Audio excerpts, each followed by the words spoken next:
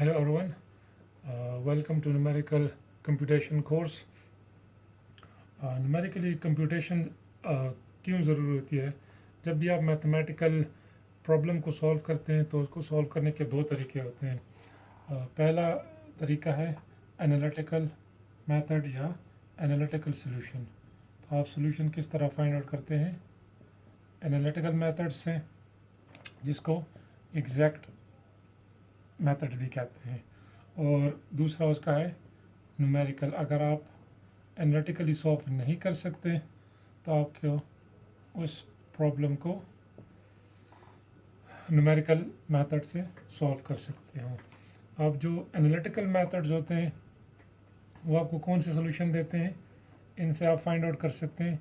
जैसे नाम से भी जाहिर है एग्जैक्ट, तो यहाँ से आपके पास एग्जैक्ट सोल्यूशंस, जो भी प्रॉब्लम है उसका सोल्यूशन क्या निकलेगा, एग्जैक्ट सोल्यूशन होगा. ठीक है. और जिन प्रॉब्लम्स को आप एनालिटिकली सॉल्व कर सकते हैं या जिसका एग्जैक्ट सोल्यूशन निकल सकता है, रियल वर्ल्ड प्रॉब्लम जो है वो इसमें बहुत कम रियल वर्ल्ड प्रॉब्लम है जिसका आप एग्जैक्ट सोल्यूशन निकाल सकते हैं.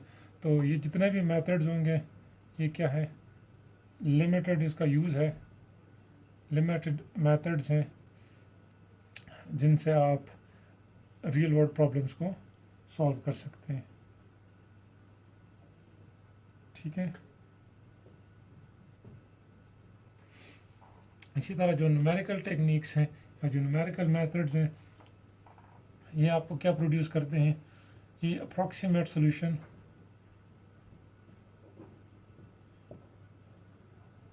आपको प्रोवाइड करते हैं. Approximate solution to the exact solution, जो भी आपका एग्जैक्ट सोल्यूशन होता है उसके अप्रॉक्सीमेट सोल्यूशन ये आपको प्रोवाइड कर देता है. ठीक है. और ये इसका है जो रियल वर्ल्ड प्रॉब्लम है, मेजर रोल जो है वो न्यूमेरिकल मेथड्स का है. तो ये मेजर रोल किस चीज़ का है, न्यूमेरिकल मेथड्स का है in providing solutions to real world problem.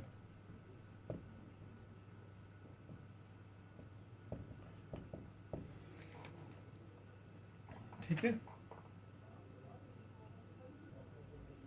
अच्छा, जो अब आइटरेटिव स्कीम्स होती हैं या जो ये न्यूमेरिकल टेक्निक्स हैं इसमें जो ज़्यादा यूज़ होता है या कॉमनली यूज मेथड वो कौन से हैं, आइटरेटिव टेक्निक्स हैं या आइटरेटिव मेथड्स. ये मेथड्स कैसे होते हैं कि इसमें आप चूज़ कर लेते हैं, पहले आप चूज़ करते हैं कोई इनिशियल गैस सोल्यूशन या फिर अप्रॉक्सीमेटेड सोल्यूशन. अप्रॉक्सीमेटेड सोल्यूशन, तो जो भी आपका प्रॉब्लम होगा उसका पहले आप एक सोल्यूशन सपोज कर लेते हो, गैस कर लेते हो, या जो भी होता है अप्रॉक्सीमेटेड सोल्यूशन. उसके बाद आप क्या करते हो, अप्लाई करते हैं सेट ऑफ रूल्स. जो भी आप आइटरेटिव स्कीम यूज़ करेंगे उसके कुछ अपने रूल्स होंगे या कंप्यूटेशनल स्टेप्स होंगे.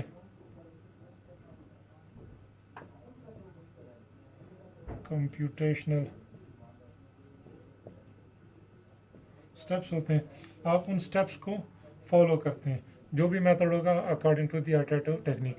क्योंकि बहुत सारे आइटरेटिव टेक्निक्स होंगे तो जो टेक्निक होगा उसके अपने जो सेट्स ऑफ रूल्स होंगे या फिर जो कंप्यूटेशनल स्टेप्स होंगे उसको आप अप्लाई कर देते हो और यू ऑब्टेन अ न्यू और बेटर अप्रॉक्सीमेशन. तो आपने पहले एक इनिशियल गैस किया होता है या अप्रॉक्सीमेशन की होती है, जब आप उसके ऊपर वो मेथड के आइटरेटिव मेथड के रूल्स अप्लाई कर देते हो, कंप्यूटेशनल वर्क कर देते हो, तो आपके पास एक नया अप्रॉक्सीमेट सोल्यूशन बन जाता है and that is better than the previous one. और इसी तरह आप रिपीट कर देते हो.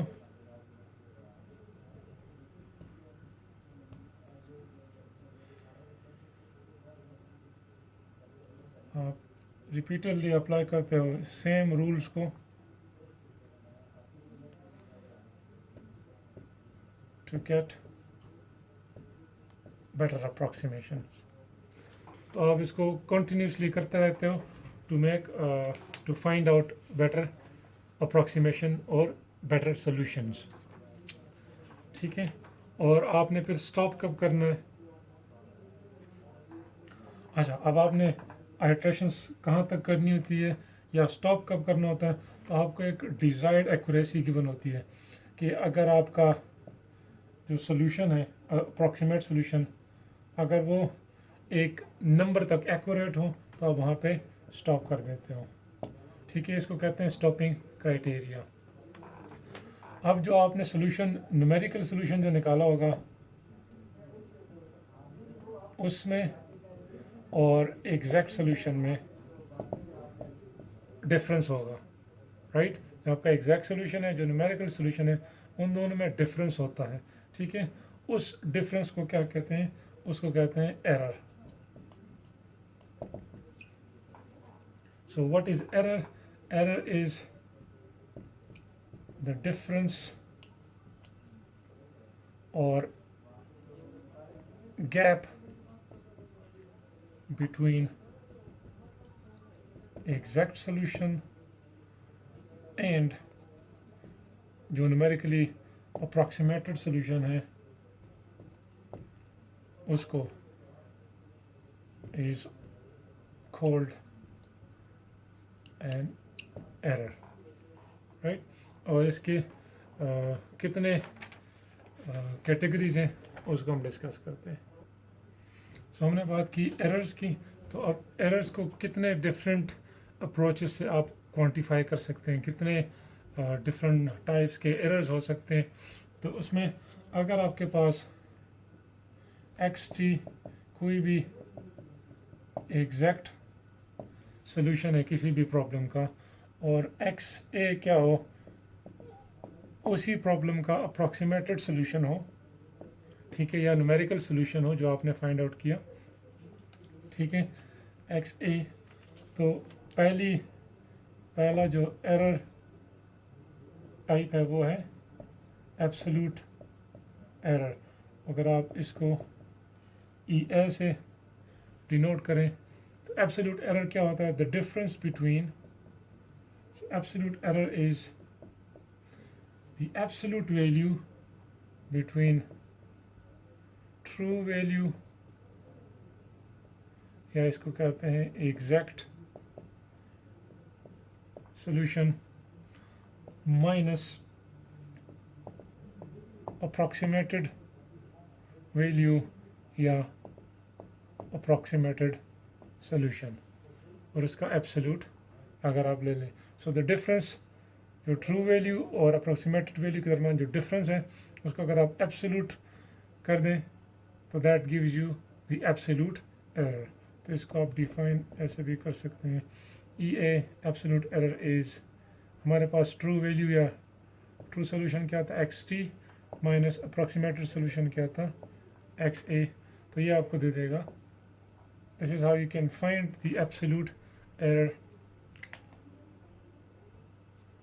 जो नेक्स्ट क्वांटिफिकेशन है एरर की वो है relative error. So what is relative error? Relative error is the ratio, क्या चीज़ है? The ratio between absolute error. तो एब्सोल्यूट एरर हमारे पास था X T minus x A divided by x T. So ये है रेशो एब्सोल्यूट एरर का और ट्रू वैल्यू या एग्जैक्ट सॉल्यूशन का, ठीक है। तो दोनों के साथ आपने एब्सोल्यूट लगा देना, उसकी जो रेशो होगी वो आपको देगा रिलेटिव एरर, ठीक है। और इसी तरह अगर आपने इसको percentage relative error find out करना है तो percentage relative error is equals to इसके साथ x T minus x A divided by x t into 100। तो ये आपको दे देगा परसेंटेज रिलेटिव एरर। अच्छा, अब प्रॉब्लम डिस्कस करते हैं। आपके पास एक ब्रिज गिवन है जिसकी लेंथ 9999 सेंटीमीटर है एंड